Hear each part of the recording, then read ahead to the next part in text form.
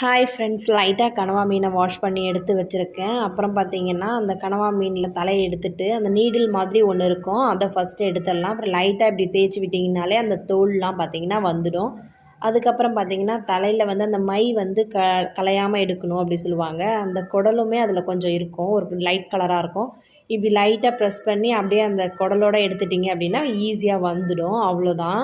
அதுக்கப்புறமா பார்த்தீங்க அப்படின்னா, உங்களுக்கு கண்ணு வேண்டாம் அப்படின்னா, 2மே வந்து தண்ணியில் வச்சு லைட்டாக ஒரு க்ரஷ் பண்ணிங்க அப்படின்னா அது போயிடும். அதுக்கப்புறமேலுக்கா தலையில் வந்து பல்லு இருக்கும், அது லைட்டாக அப்படி பிதுக்குனிங்கன்னா மேலே வந்துடும். அவ்வளோதான் கனவா மீன் க்ளீனிங்.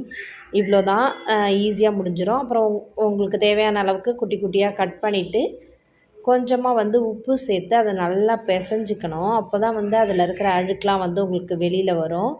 அதுக்கப்புறமா ஒரு பவுலில் போட்டு நீங்கள் எடுத்து வச்சுக்கலாம். என்ன குக் வேணாலும் பண்ணிக்கலாம். அவ்வளோதான். தேங்க்யூ.